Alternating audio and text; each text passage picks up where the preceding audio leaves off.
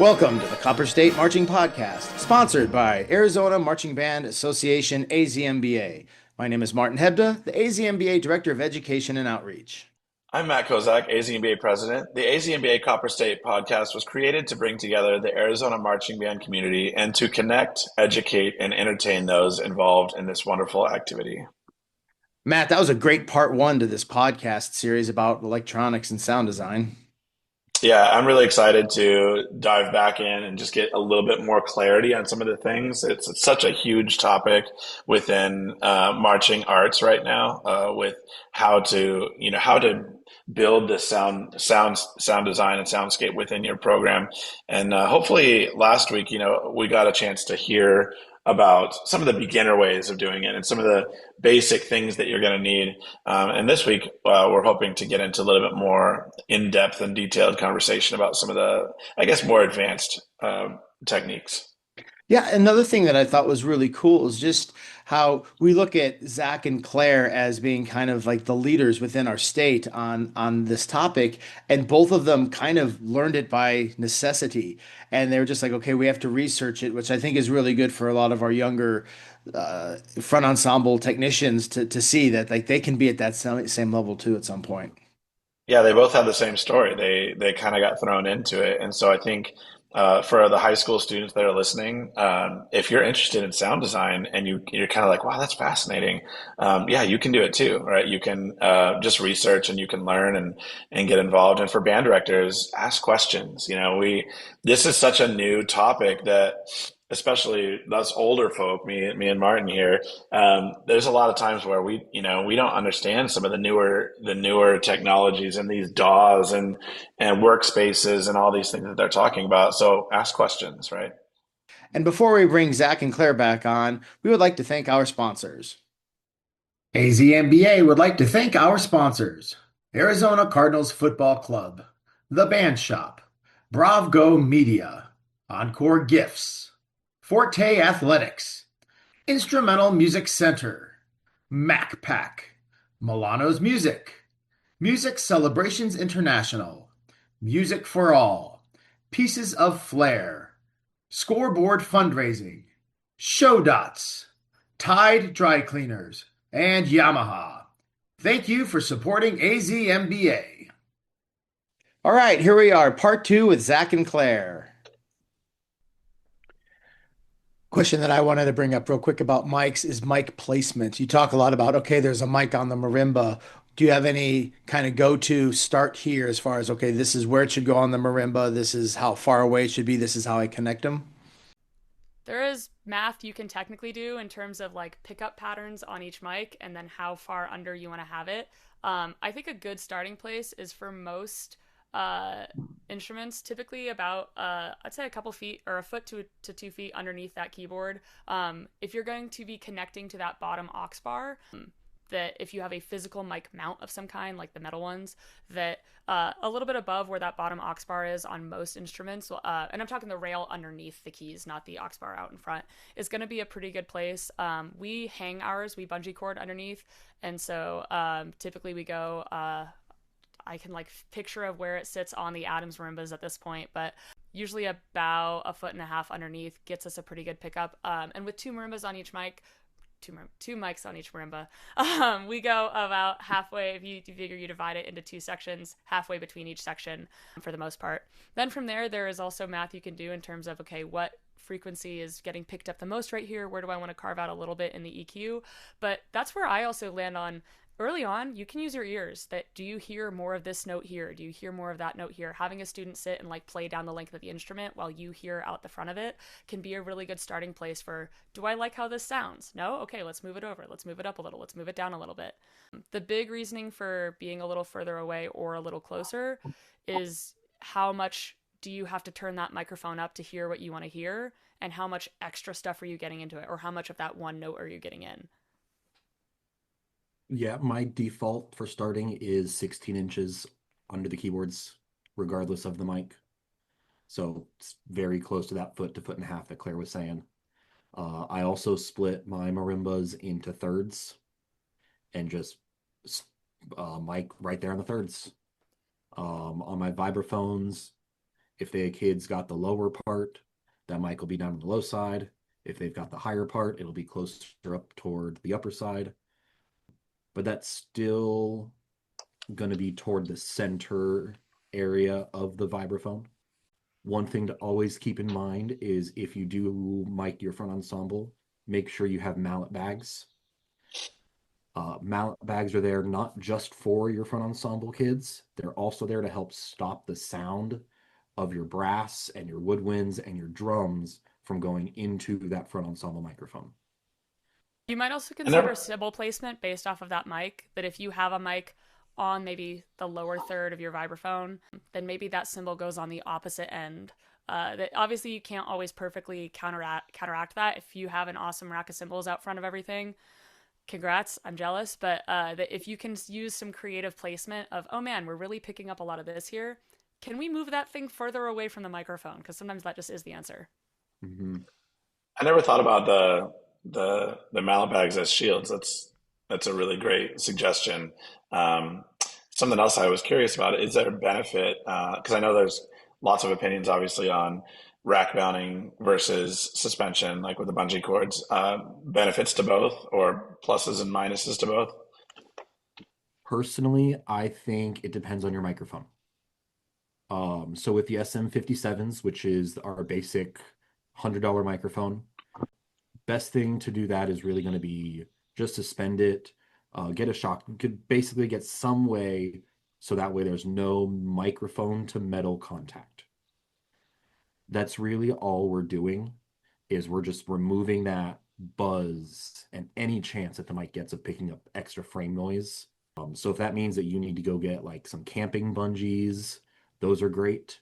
If you've got a dad that's got like some PVC that's just laying in a garage, you can use that, drill some paracord into it, call that a day. Or you can go with the professional shock mounts if you want to look cool like the cool kids. To talk about our specific solution for it, that's the exact reason we bungee, is just that otherwise, anytime you have that microphone in contact with something, it's the reason when I've just picked up and set down my water bottle, if I didn't turn my mic off, you're really going to hear it coming through my mic because my mic is attached to my desk here. That it just helps prevent any of that little noise of contact with the physical frame. Also has the bonus of I think it's slightly gentler on the mic as you're rolling it around across gravel and it's bonking around on everything if it's suspended. Now, I try not to travel with mics in their bungees if I can avoid it. That if we can, we're getting on the truck, mics come off. But even that push to the gate can be a little hard on them. We don't use a super high-tech solution. I make a little, what I call like a tape collar, essentially, or like a foam. You use like the sticky foam collar around the top third of each mic. And then we just use like regular, I get a pack on Amazon every couple of years when we run out, just bungee cords that if you want to ever come look under any of our instruments, it's Frankenstein of tied together or like comboed bungee cords to hit the right length that I'm looking for, and then just tying a knot about that far up each one to have a little cradle for it to sit on, and just two crossing ones that overlap on that foam collar. And it's held pretty nicely. Sometimes you have to go in and say, okay, this is in the wrong place, that I need this one a little longer, this one a little shorter, things like that. But it doesn't have to be crazy high tech to be a functional solution. I used to joke all the time, like, if bungee cords are good enough for the Blue Devils, it's good enough for us. Yeah, just to add on that, Pulse Percussion just took third place in Dayton a couple weeks ago. We use SM57s on everything.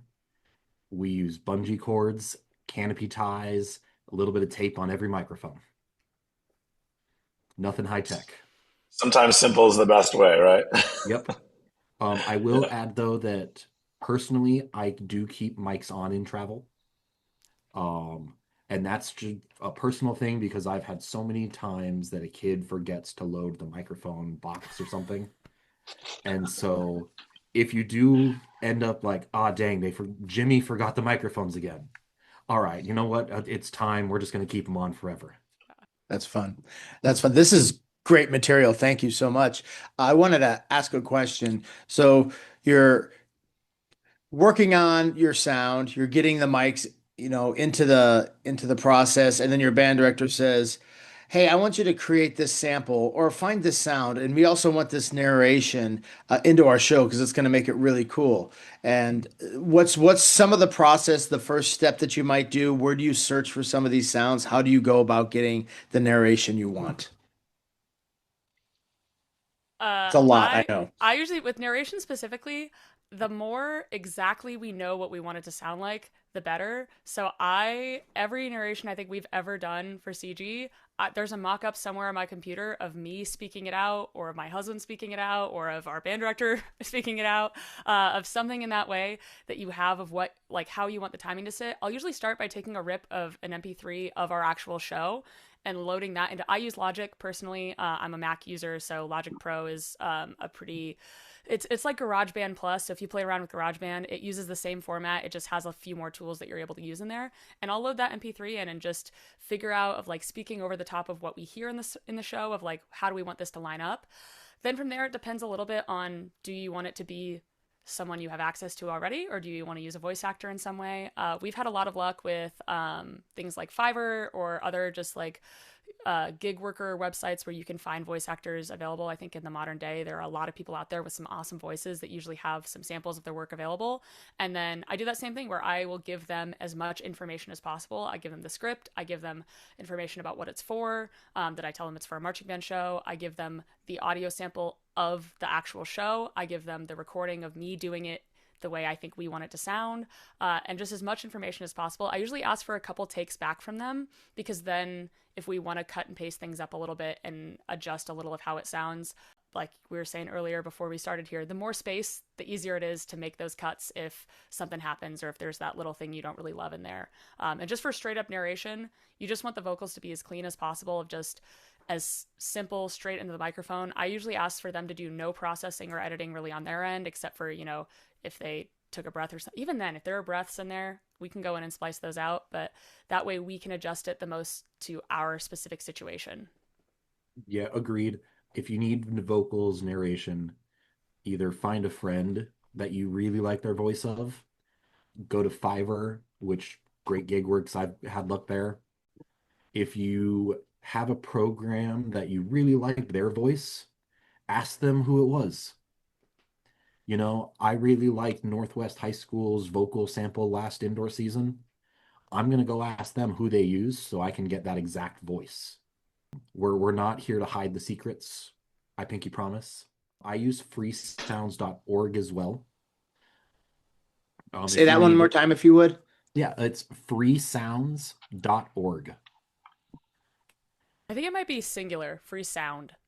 I second that. It has, bless the people who decided one day I want to wake up and upload this audio I found of me dropping this pipe in my garage to make a giant clang sound.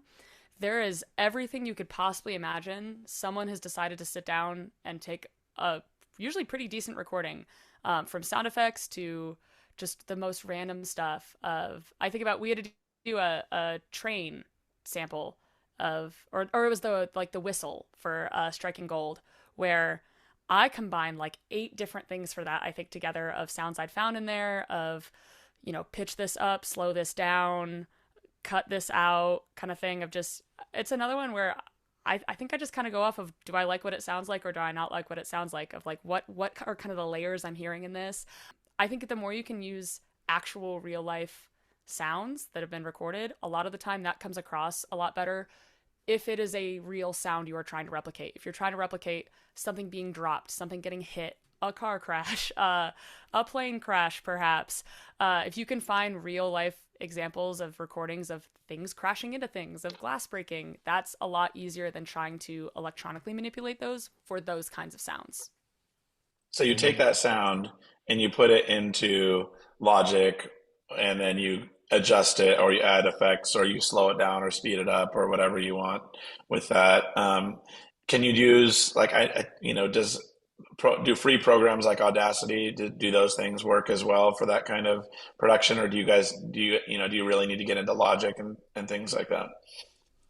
I use Audacity a little bit for this. It's very bare bones.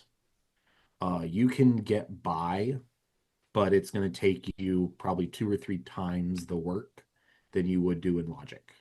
And I will argue the learning curve is harder. The best like band director metaphor I can give here is if you have messed around on especially old MuseScore, like I think of MuseScore like 10 years ago versus Finale or Sibelius, I think the things that I try to do in Sibelius, I have to work way harder to do those things in MuseScore. And I have to really know what I'm looking for because as a free tool, there's just less accessible there. Same with like if you have a Mac, GarageBand, I think is sometimes easier to use for somebody than Audacity. But again, if you want to do something specific, you're going to really have to know how to get in there and do it because Hmm. it's not going to hand feed it to you because they just don't have those. Most of the tools are other simpler tools that have been compiled into one thing. So you don't have to use them all in different ways. You can just hit one button and it does it for you automatically. And then how do you get that sound then onto the field? Like, you know what I mean? Onto the sample pad or onto the main stage that you want to, that you want to program it to a synth key or whatever. Yeah, so from there, you're just going to take that audio from Logic or Audacity, and you're physically going to import it into whatever you're using, be it MainStage, be it a sample pad, be it your cell phone or iPad. You just need to physically get that file and transfer it over just like you would any other information file. And as Cool. far as we talked a lot about like the real sounds, if you will. I think we also are pretty used to hearing like those electronic sounds that are a big part of it. Of it's the bass drops, it's the risers, it's those synthesized sounds. Most of us, I'd say nowadays, are typically running synths through MainStage, which is not a perfect program by any means, and is one of those where I dressed for the occasion today of my MainStage is a $30 program is our favorite running joke because that is how much it costs and that's how much Apple supports it and how many updates they put out for it and how much they fix things when it's broken is they don't really. So in terms of being able to put in electronic sounds, they come with a native set of if you want your synth to sound like a piano or sound like a bass or sound like a sine wave bass. And every year, especially early on when I was still figuring out kind of the native sounds in there, when I was writing stuff, it'd be like a 30-minute ordeal of, hey guys, while you take lunch, I'm going to sit in here with the speakers on and I'm going to press a bunch of keys and see what sounds I like, that what sounds right for what I'm doing. For those risers and drops, it's as complicated or as simple as you want to make it. There are a lot of rises and drops out in the world that if you go looking on the like Freesound or like Pixabay, stuff like that, where they have those like royalty free sounds, or you go asking people, hey, do you have a riser sample you like? Do you have a drop you really like? You can use kind of pre-made ones and fit them to your situation. I did finally splurge and Contact has a sale like once or twice a year and I finally bought the Contact Rise and I think it's Rise and Hit, not Rise and Drop, to be able to make some more curated versions of those. But even before that, Logic has some native instruments in there that have some kind of riser-esque sounds or some sub drops that then you can adjust what note they're local to. That if your movement ends on a giant B flat chord, you want your drop to probably be over a B flat, that you want it to sound correct with your ensemble and things like that. Having a nicer pair of I'm on my like little headphones right now, but like having a decent pair of headphones to sit and do work with does help because if there's no Mhm. bass in your headphones and you're trying to do a bass drop, it's going to be really oh you have fancy schmancy. Are those monitors? Yeah, I've got the Shure 215s in.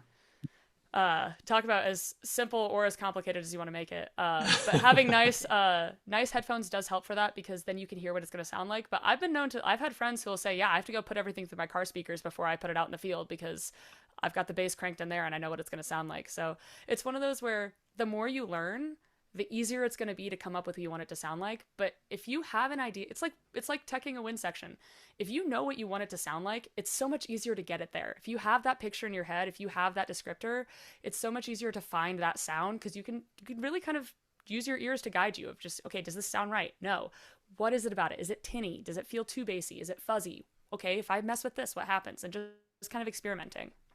And just to bounce, sometimes the sound you're looking for is in the complete opposite spectrum than what you think it is. As an example, I had to create a volcano eruption on a football field. So we got the explosion. It was a construction dynamite sound. But then the physical lava flow, nothing sounded right. And so I actually went out to a local stream, just dropped a mic into it, essentially. And when I pulled it back in, I just slowed it way down and then dropped the tone on this water. And that then turned into slow lava flow. We That's so really cool. we really That's do way become cool. Foley artists sometimes. If you look into Foley, Foley Foley, it's the idea of in a movie, every sound you see people making is typically not recorded live. Like those footsteps of, clacking along the hallway, that moment where they shuffle papers, a lot of the time live sound on a set is kind of muddy, so they end up going back in, and you can find videos of Foley artists and the crazy wacky things they do. I've gotten a lot of inspiration from those of like, okay, what if I want to make footsteps, what's the best way to make those footsteps sound? Like if I want to make this like crunching sound, what would that be? That's great. So, a fear that I think a lot of people have, and it's something that when I'm in the audience, my heart always breaks when I see this. A group's getting ready to perform. Timing and penalty person is looking at their watch, and we don't have sound. And I think everybody's heart goes off. And then I always feel bad for the person trying to fix it, right? Do you have what the most common issue would be? And do you have a checklist maybe that we could shout out of things that people could go through to help fix it quickly? Yes to both. And I want to preface this to use another wind player metaphor. I think of sound problems kind of like the French horn. That you could be in all state band watching the best kids in the state do their thing, and that French horn player might still crack something. That it's tough sometimes. That the best groups in the world still have sound issues from time to time. There is no one thing you can do that like, oh, if you just I mean, shout out Bino saging his electronics every show because I'm really at that point. I think there's not one thing you can do that's going to guarantee perfect, everything will work now. I start with the silly stuff. This is going to sound super dumb. I've had a problem where genuinely the world's waiting on us, and my synth player turned everything down because someone had to plug something in again, and so they turned the mains down and it was muted. So is everything muted? Is everything on? Are all of our speakers physically in a place where they can work? Are things plugged in? Are things turned up? Has the mute button been pressed in any way?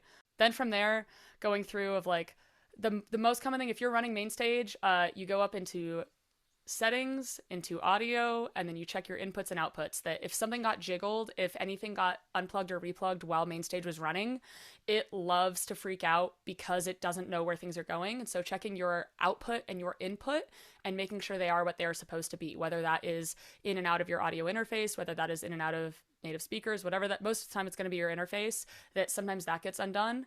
And then we call it following the signal chain from there. If that didn't fix everything, at that point, I'm doing two things. I'm restarting MainStage as I'm doing this next step because it might be a software issue, it might be a hardware issue. So I'm wiggling keys, and if it sees everything, I see things wiggling on the MainStage screen, but I don't see sound coming up, I'm just hitting restart just in case because that fixes probably 25% of the problems that I'm going to have.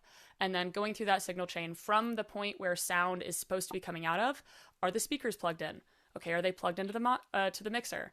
Okay, is that amp on? Okay, is that amp turned up? Okay, is that plugged in here? Okay, is that running to my synths correctly? Okay, are my actual physical keyboards plugged in correctly? And just doing a quick check on each of those connections. And then if that doesn't work, I'm going out to the weird, like, way outer space options of like, something crazy getting on this power switch on the bottom side of something. Did that get bumped in one way or another? And usually that has encompassed most of the things that could go wrong there. Just to bounce off, always check wherever the sound is coming, the problem is, start there. Do you guys recommend it? Like, there's kind of different opinions on keeping the computer on from the lot to the performance versus turning it off and starting it up, booting it up, like as you're walking in type thing. You know what I mean? Like is there any suggestions as far as whether you should keep it on or boot it back up? I think it depends. If you're running a Mac Mini off of a battery, you don't turn that thing off. Because it takes so long to come back up that you're going to be waiting on it. Things are going to take a minute to like wake up again because with that battery is off, everything is off. Like there's no latent like keeping this memory alive in the background versus if a laptop is sleeping or something. The best thing I can say really is you got to practice things going wrong. Yeah. In rehearsal, we all know, we've all been there in a rehearsal, something happens and you're no longer hearing your synth player. Take that time and actually diagnose it with the synth player. So that way, if and when this does happen again, they know what's going on too. And even Uh, when I went over to Valago to help out once, I physically on a piece of paper wrote down every step that I would take from the lot to playing notes in the show, as well as some troubleshooting things, so that that student has a checklist. Like that they don't have to think about things, they don't have to remember anything. They just follow everything on that checklist, physically standing there in front of them, so that they don't have to worry about things going on. And then I always tell them if things are going wrong, it becomes my job a lot of the time to fix it if they have done everything on that checklist already. That I don't want them freaking out. I don't want them worried about that they did something wrong. It's their job to perform, and I try as much as I can to try to make it staff's job to fix things. They're panicking enough. They know things are going crazy. That I am a believer in keeping the laptop. I try to make sure I power cycle it, so fully turn off, fully turn back on.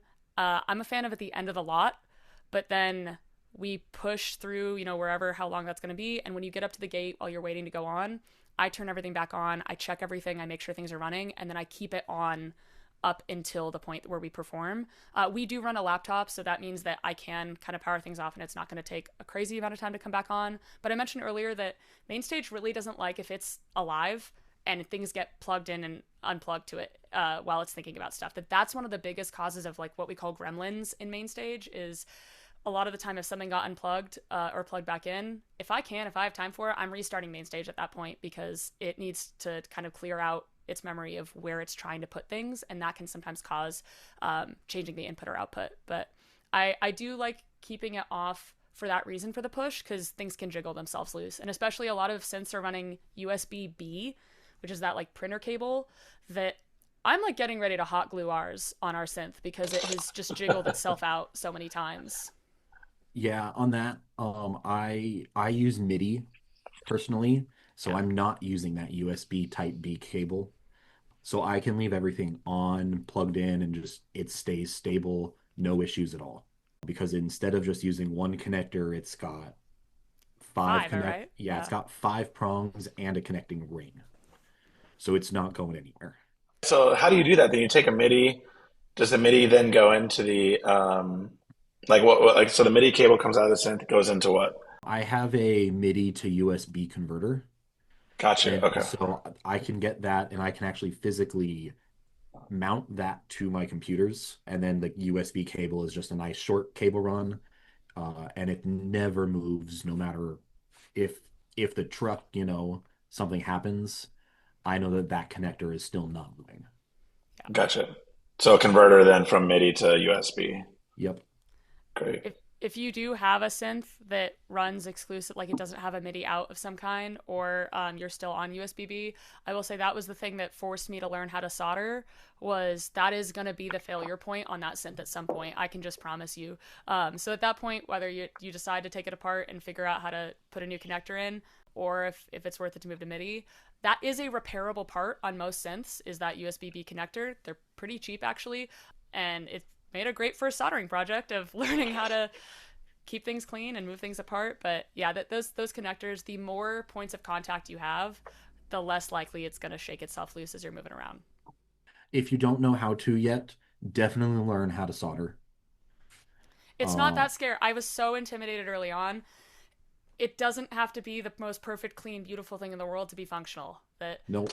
there are so many, and again, every problem you've ever had, someone else has had that problem. There's a beautiful video out there on YouTube of someone putting a new USB connector into the exact synth model that we have, which did tell me like, maybe they should have figured this out if like 5,000 of us have all had the same problem. But it's there are so many tutorials and so many people that want to help you with that, and the tools, you don't have to buy a super expensive one. In fact, I would recommend buying maybe a less expensive soldering iron while you learn how to use it and you decide if that's something you want to do. And then if you enjoy it, if that's something you want to put your time into, then you can go get the fancy one.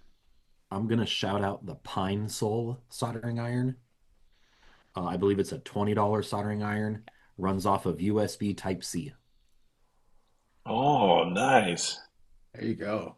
You can So do it it like is, right there on the field. yeah, it actually travels with me in my drum corps bag. I've got one that lives in my audio bag for when I travel to different schools. I have a third one that lives in my teaching bag just in case something happens. We talked a lot about MainStage. I mean, it's a $30 program. Is there anything better than that? Why aren't we using anything different? Short answer, yes. Long answer, that I think it comes on a learning curve. Like I mentioned, I used Ableton a lot in college while doing stuff with Crosstalk down at U of A, and Ableton is, I think, kind of the older brother there in terms of being able to run a lot of different stuff. I mean, if you're running more than just sound, especially like a lot of groups now are running, you look at Matrix running lights and things like that. You look at some of these groups running like physical practical effects and stuff out of a electronic system. A lot of the time that is going to be easier to do on something like something like Ableton, because it's set up for professional work in that way. That's what a lot of professional groups are using if they're touring. It's just more complicated. It's harder to use, honestly, and it's not necessarily as user friendly, especially for the students using it.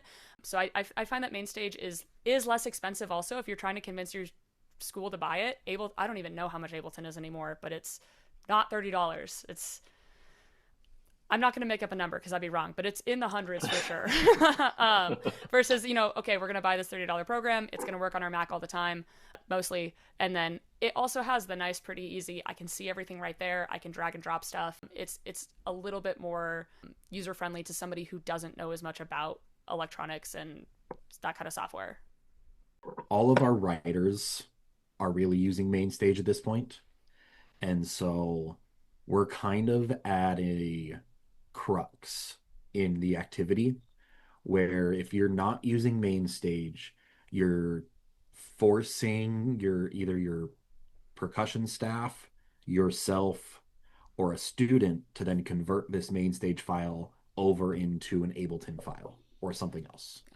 And if you're designing your own program, if you're writing everything, if you are your own sound designer, you can kind of do whatever you want. But yeah, if you're paying for someone's services to do your writing and sound design, Logic and MainStage also run on the same set of sounds. So if someone's writing something and using samples in Logic and has like some idea in their mind of what that synth is going to sound like, then you're going to be able to find that sound in your MainStage file, depending on if your updated versions agree with each other there. There are also hardware versions if you wanted to do that. I mean, I know now that in the past few years, since Luke has been there, SCV is using MainStage, I believe. But when I was marching Vanguard, we used a hardware synth that just went straight in to like sound out, and then we used DTXs for all of our samples. So every like physical sample that got triggered was a literal USB loaded in sound that some person was triggering on a sample pad. So there was no computer involved with, or at least no like physical laptop computer involved in that. It's just the hardware inside of the synth, hardware inside of the DTX running stuff, and that is, on the one hand, less failure points. On the other hand, more failure points if it's like more physical people running stuff and more things that could break, but there's less software gremlins in that case. So you kind of trade one for another. I think most people are also moving to MainStage because there's just, versus a hardware, you can put whatever sounds you want into there. You can make it as big or as little as you want it to be. And despite, as we rag on it a little bit, being a $30 program, it really is a very helpful tool to sit down and play with and just, go plug in one of your own synths that you have in your program to your laptop and see what you can do with it. See what happens when you press this button and mess around. And I'm a fan because I don't have to lug the keyboard home after rehearsal anymore. So that way I don't have to program the keyboard for Friday night's football game, not knowing what it's going to sound like before I get there. In the case of like a hardware synth, you mean? Yeah. Yeah. Yeah. Whereas with MainStage, I can just sit down at my computer desk with the speakers I've got that sound just like they would outside. Done. And if you have a problem in a lot, if your keyboard stops working and you have a good friend who has another program, you can say, hey, our keyboard just died. We're about to go on. Can we plug your keyboard into our software? And they will agree with it. Like, they will work. You might have to sit there and set it up for a second, but yeah, it makes it so much more modular, I guess. You can interchange parts of the system and still be able to work with things. I realized I actually skipped over something that I had a note to ask. Do you have any suggestions or recommendations or how to go about purchasing speakers for your front ensemble for either the outdoor or indoor season? Yeah. You got to talk to somebody. 10 out of 10 times, talk to somebody who knows more than you. Even me personally, I still ask some of my friends around the activity, like, hey, I've got this like 150 size group. Budget is, 2 to 3 thousand per speaker, whatever. That has to include carts. Uh, what do you think? Like, what do you think? The things that you want to keep in mind, the biggest thing is what is the biggest stadium that you plan on performing in the next 5 to 7 years? If you're a high school that the biggest room you're playing in is going to be Glendale Community College, you're going to have a different set of needs than the band who might be traveling to Lucas Oil to perform in BOA Grand National Finals. With those things in mind, you're really going to want to think, okay, do I want powered versus active? How do I want my speakers to get power? Do I want everything at the amp and only run one cable? Or do I want to just get another microphone cable and run a power extension cord and an XLR cable to my speaker, call it a day? You got to start thinking about all of your carts. Who's going to make them? Will your dad make them? Do you have a parent that can help? Are you going to outsource to either pageantry or synced up or somebody else? I think Titan's doing carts now. Okay. Yeah. Um, but if you're looking on spending that type of money, definitely reach out to somebody who knows more.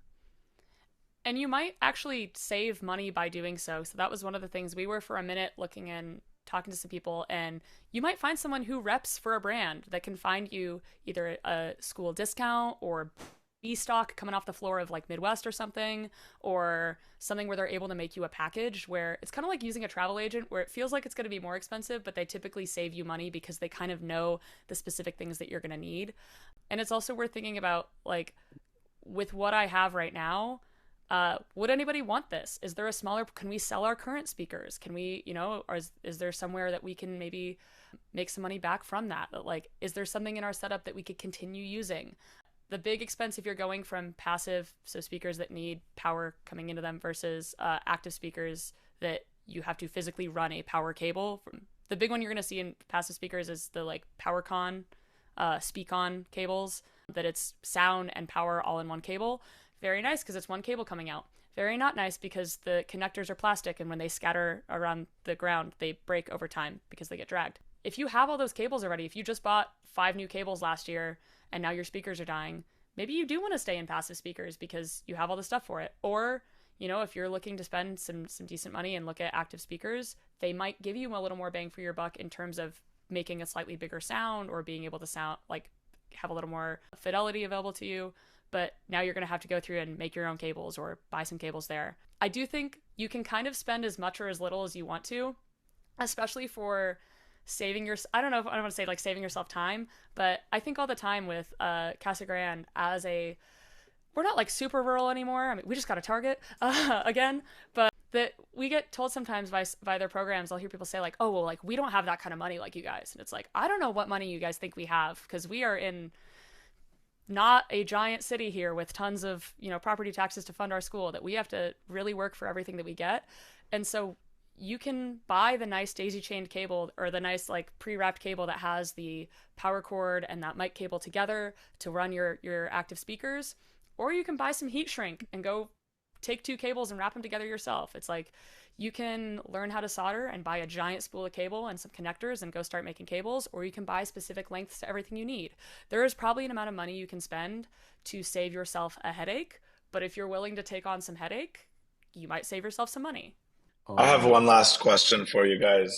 Got a lot of information here, and it's awesome. I just want the top 5 things to consider when you're miking the field or you're miking students, soloists, and things like that on the field. So, like, top 5, don't do this or do this.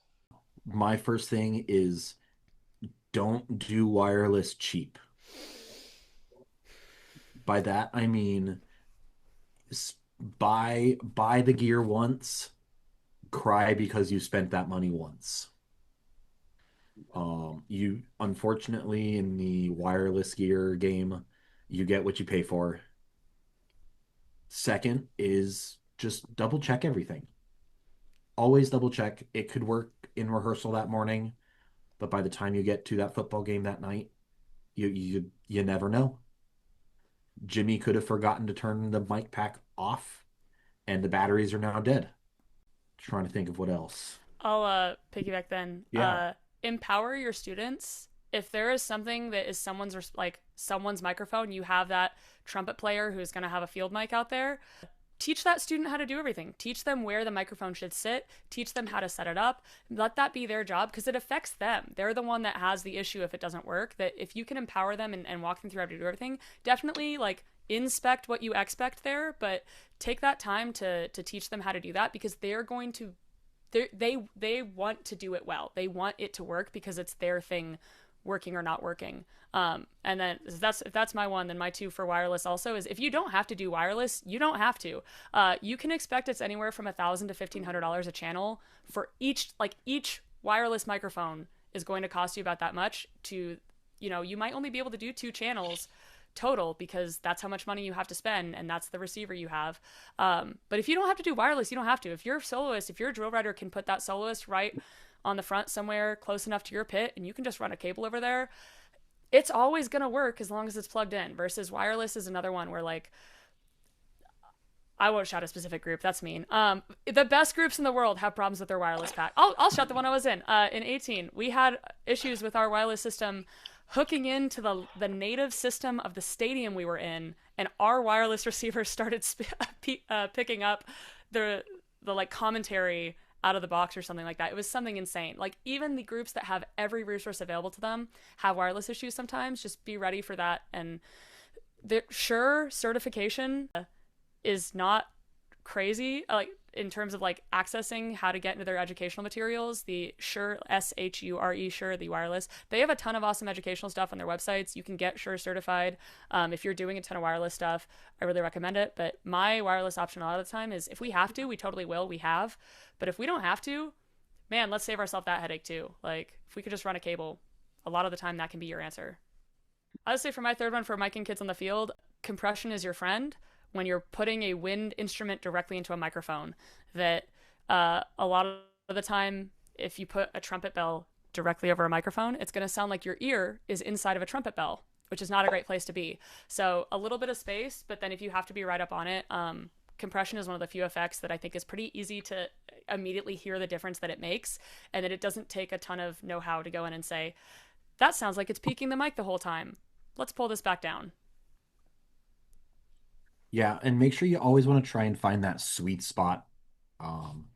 Every kid is going to be slightly different. So we never want to be, directly in the bell. You always want to be just slightly off axis. If we've got the bell here, you just want to be slightly off, just a little. The main thing is we're avoiding there is all of that wind sound.